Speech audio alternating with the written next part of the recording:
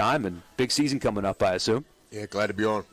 So let's start there. You've got, your roster construction is fascinating because in this portal era, keeping the players that you were able to keep with professional prospects, and I assume because that's how the sport works, they could have, Matt Murrell could have hit the portal and gone somewhere. Brakefield could have gone somewhere if he wanted to. They chose not to, though. So how were you able to build this roster to look the way it does now? Yeah, I think it's definitely changed, portal and name, image, and likeness coming in at the same time. It's no secret that the whole landscape of college athletics has changed.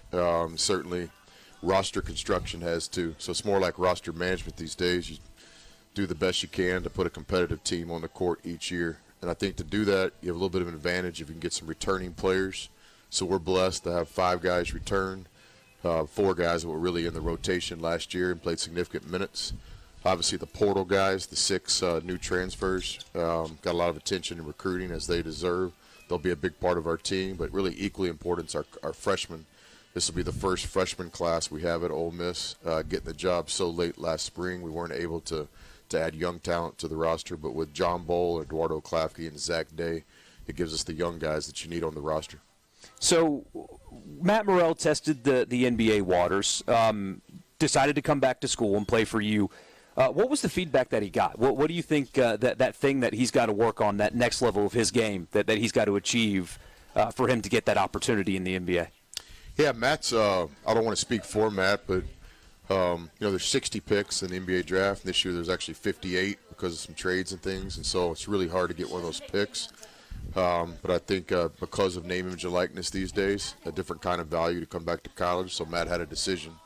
In previous years, I would say before name, image, and likeness, it's safe to say that Matt would be pursuing his professional career. So he had an option. He did really well in the process, not only at the combine, but he had multiple workouts with individual teams. He had a real path in front of him, what his pro career would start like. But I think he weighed that versus coming back to Ole Miss. I think the thing that I'll never forget about that process with Matt, 6 to 8 weeks of just talking at a consistent basis, trying to help him. Matt just kept coming back to unfinished business, wanting to win at Ole Miss, wanting to play in an NCAA tournament. So I think his heart was in the right place from day one. How valuable is a guy like him, especially in this era where players are bouncing around everywhere? I mean, he's been at Ole Miss for what feels like 2 decades now, and so he's ingrained in the culture of the university, not just the basketball team. But how important is a guy like him, with all the chaos going on in the sport, to have him on your roster? What does somebody like that do for you? Yeah, above all, it's still a talent-driven business, and so in my opinion, Matt's one of the best players in college basketball. So before you get into all the feelings and the personal connections with him at Ole Miss, we're simply blessed to have one of the best players in college basketball on our team. Where it gets special, though, is Matt really does love Ole Miss. He loves the state of Mississippi. It means something to him. And I think anytime something happens in sports when people are emotionally attached, this is when greatness happens. And so for Matt, it's personal to play at Ole Miss, and more importantly, it's personal to win at Ole Miss. Only got about a minute and a half left here, Coach. The SEC in basketball in the last decade has seen a major overhaul. I mean, it really was an afterthought to football not long ago. Now you've got elite coaches at almost every program. How, we always talk about how competitive the SEC is in football, how competitive it is in baseball.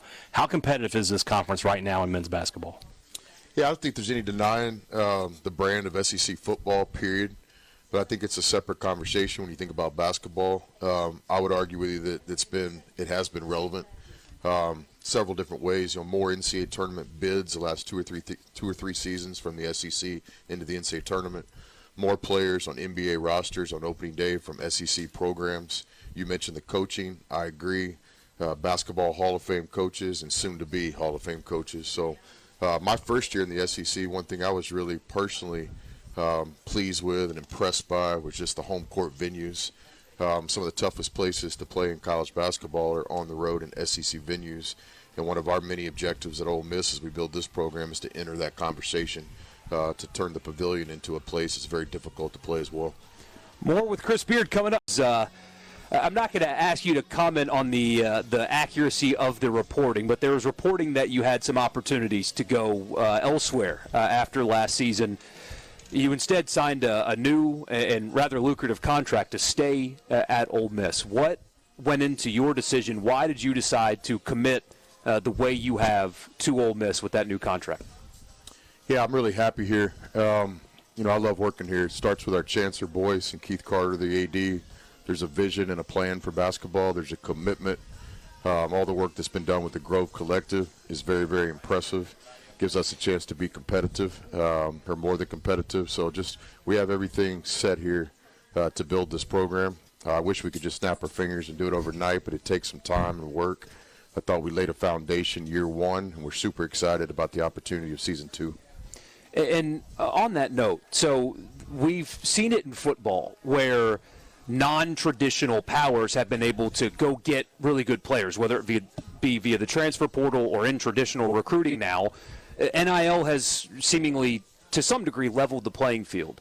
It's no secret that you're at a place that lacks the basketball history that some others in the SEC do.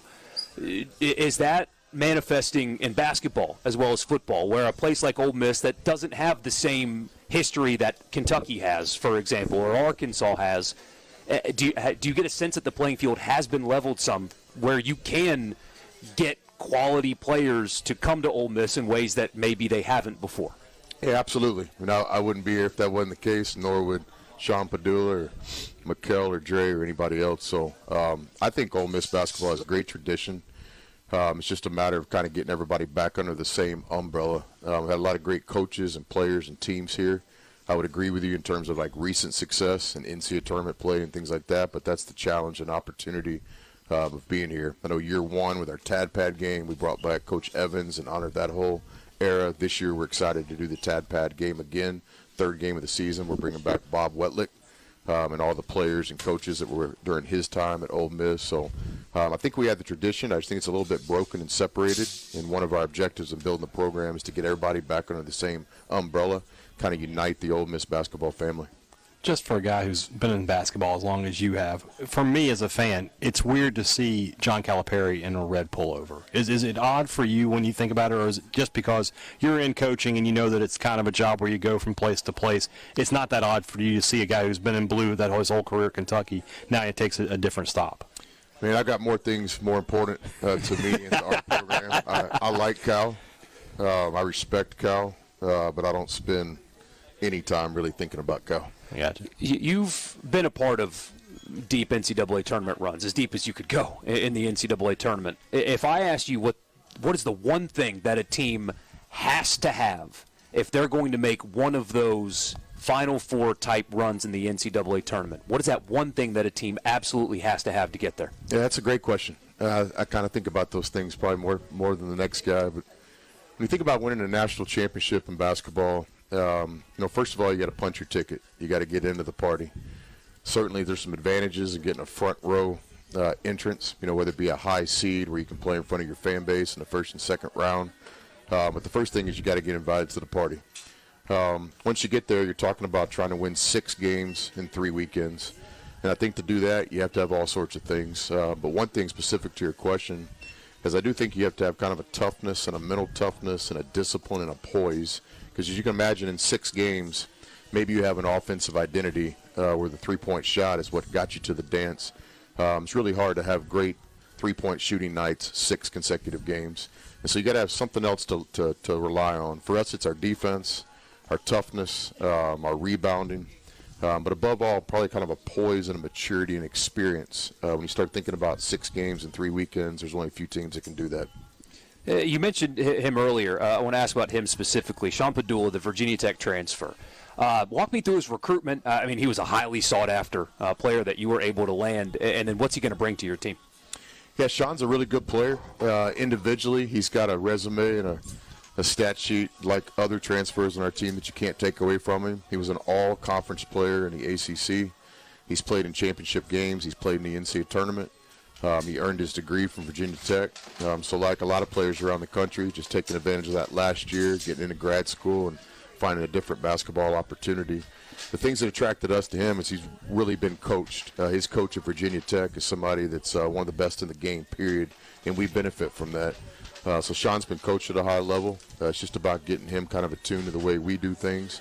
He had a really good summer, 8 weeks of work. This week is our first week of preseason practice, but high expectations for Sean. I think he'll impact our team in a lot of different ways on offense and defense and from a maturity standpoint as well. You've taken a number of teams into March and made those deep runs. When you look at the roster that you have, the way it's constructed right now, do you see the kind of team that can make that deep run again? Absolutely. If I couldn't at least see it right now, then probably wouldn't be sitting here with you guys. I might be working at it, hiding in the equipment closet or something. But no, look, it's easy to sit up here and talk about. It's more difficult to do. But yes, we like our team. We don't apologize for that. I think we've got the returners. We've got the portal guys that have all experienced success. Then our freshmen, we think we're going to get some contributions from. I like the maturity of this year's team. There's a little bit of a discipline about us. I think our team culture and kind of chemistry is maybe a little bit even ahead of schedule. We've only been together as a team for 9 weeks now, but it doesn't feel that way. A lot of things going on off the court with our team that aren't coaching-led. It's player-led, and to me that's always special. I mean, coaches can only do so much. It's a player's game. And when you get players holding themselves accountable, their teammates accountable, real relationships in the room, that's when special can happen. It just feels like there's a lot of momentum here in Oxford, not just with your program, obviously with the football team and the expectations there. We're going to talk to Keith Carter in just a little bit. Even when I come to Oxford, will tell you, like, it feels like everybody's together. It feels like everybody's pulling the rope in the same direction. Do you feel that as a coach? Absolutely. It's one of the reasons I'm really blessed to be here. I know our coaches and players feel the same way. I don't know what the best word choice is, but it's just a really cool time to be in Oxford. You start with what Lane's doing with football. I really enjoy college football. It's actually kind of a passion and hobby of mine, probably more than we got something in common. And so I'm just excited about this season, the talent we have, the depth, the big bodies we have up front. So that's going to be fun. But then you don't just stop there. Olympic sports, I've been competing for championships, what Coach Yo's done in women's basketball, certainly baseball and their recent success. Volleyball's off to a good start. So, and we're just trying to do our part with men's basketball. We feel a responsibility around here to do our part. But no, it's a really cool time to be at Ole Miss. Record numbers with the freshman class, enrollment. There's just a buzz around town right now. It's just a really cool place to be. You guys know this. Personally, when people call me and ask me about Oxford, I'm tired of trying to describe it.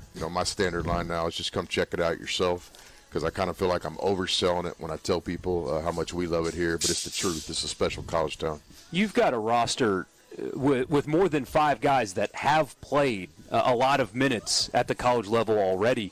How do you balance that with getting guys to understand they may have a new role or what their role might be, where in years past, whether it be at Ole Miss or in different places, it might have been bigger?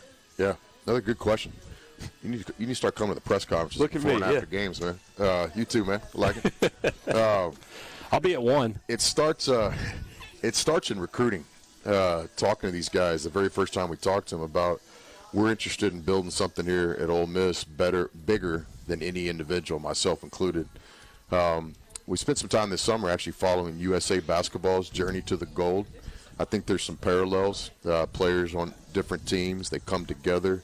Roles change. There has to be some sacrifice, some unselfishness, some identity. Our team's no different than that. We've got 4 or 5 guys that last year were the leading scorer on their team last year. So it's all about, for us, we want to put guys in positions to be their best selves. We're not taking away anything from a guy's game, but we are asking them to play with each other. So on offense, that just means ball movement and sharing the ball, because we have so many options out there. And then defensively, it's just about an approach. It's about an identity, and that's really what we're trying to accomplish this preseason, is making sure that the guys understand, we're going to have enough talent on offense as long as we share the ball and don't hand it to the other team. On defense is really where we're going to have to form an identity and try to become one of those teams that's really difficult to play against.